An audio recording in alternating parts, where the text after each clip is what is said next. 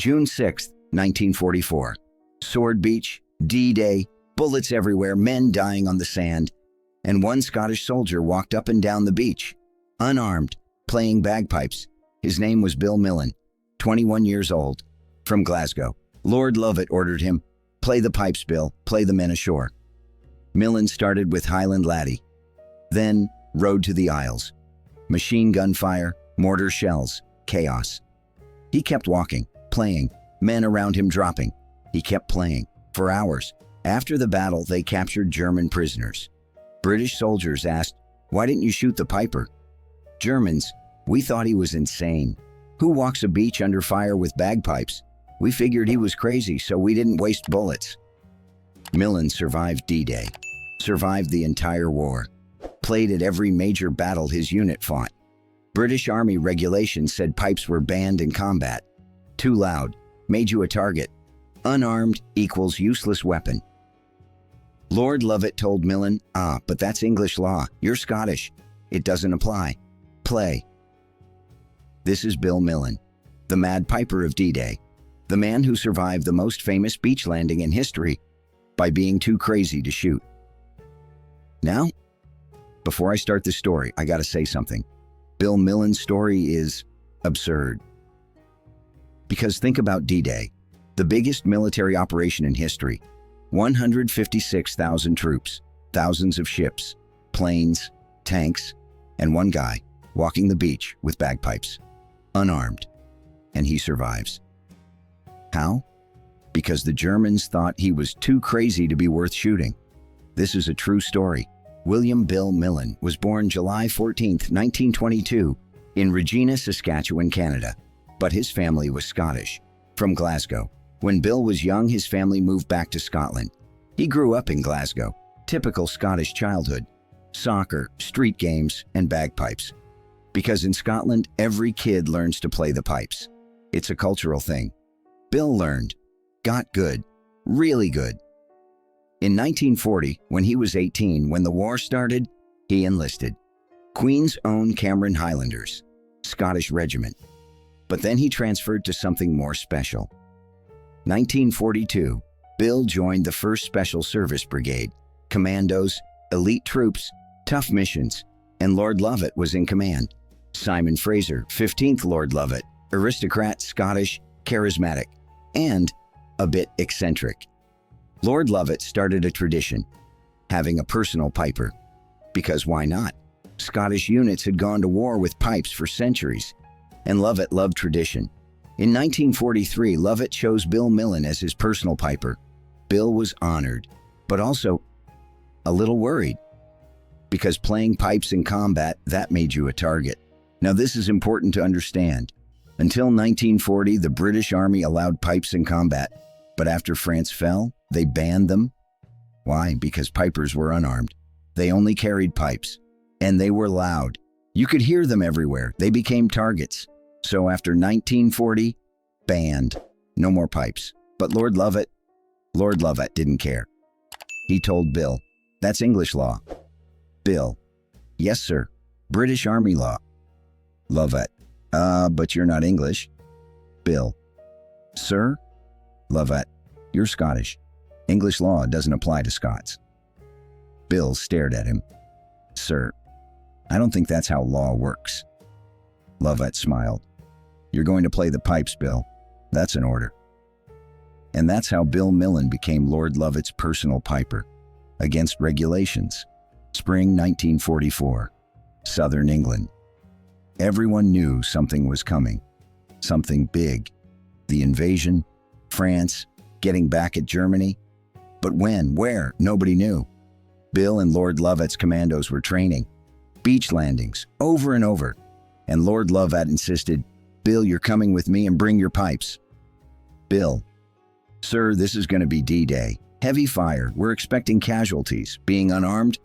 Lovat, "Your pipes are your weapon, Bill. They're our morale. They're our identity. They remind us we're Scots. You'll play." Bill couldn't argue. It was an order.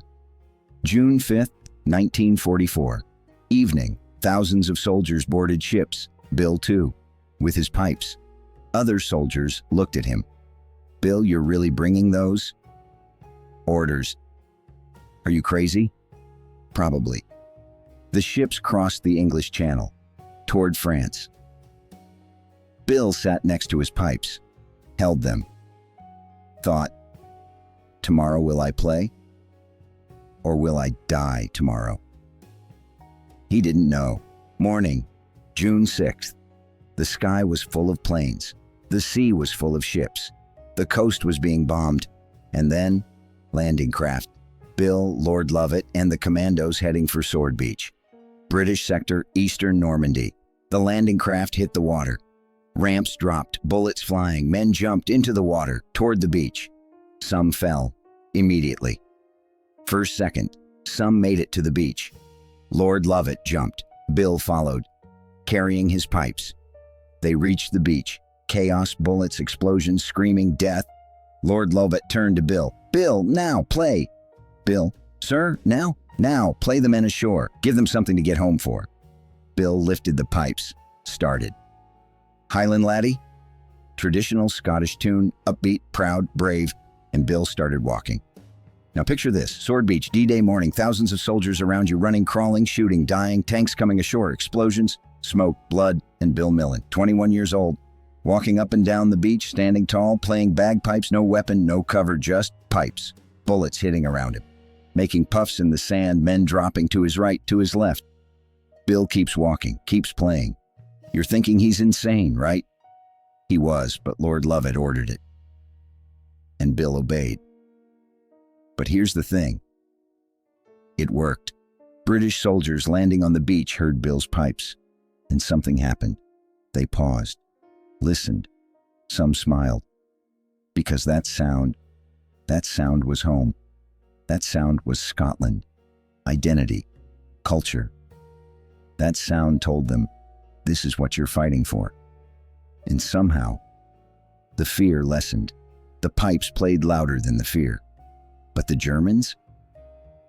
The Germans were confused. Machine gun nests looking at the beach. They were firing at British soldiers. And then, they heard the pipes. One German sniper saw Bill. Through his scope, perfect shot, unarmed guy, walking, playing, easy target. The sniper didn't pull the trigger. Why? Because he thought, this guy must be insane. Who does something like this? Maybe he's a medic. Maybe he's crazy. Either way, shooting him feels wrong. So he didn't. Other Germans thought the same thing. Squads saw the piper. Shoot him. Why? He's unarmed. Not a threat. Must be crazy. But shoot the ones with weapons. Them. So they didn't shoot Bill. For hours. Bill played all morning. Highland Laddie finished. Switched to The Road to the Isles. Slower tune. Haunting. About going home. Some soldiers cried hearing it, because they wanted to go home. But first they had to clear this beach. Bill kept playing. Up and down. Up and down. Bullets whizzing, shells exploding, none hit him. Afternoon, the beach was secure. The Allies pushed forward. Inland, into Normandy. Bill moved with the commandos. Lord Lovat. Good work, Bill. The pipes made a difference. Bill. Sir, I can't believe I didn't get shot. Lovat smiled. The Germans couldn't shoot you. You looked too crazy. I was, sir. Yes? That's why it worked. The following days and weeks, Bill kept playing the pipes. At every major engagement. Pegasus Bridge, Caen, throughout Normandy, always with Lord Lovat. Sometimes Lord Lovat would have Bill play in town squares. To show French civilians, liberation has come. The French heard the pipes, cried, gave thanks. The sound of freedom. One time Bill played in a Dutch village, under German fire. Villagers watching from their doors. Bill played Scotland the Brave. A Dutch man later told him, when we heard your music, we knew we were safe, because they didn't shoot you. Bill, they thought I was crazy. The Dutchman, maybe you were, but your craziness gave us courage. Years after the war ended, Bill talked with German veterans, Germans who'd fought at Sword Beach. One German, I remember you, the piper. Bill, that was me. German, we were ordered to shoot you, but my squad refused. Why? Because it didn't make sense. We said you must be insane, unarmed, no threat. Let's shoot the others. Bill laughed.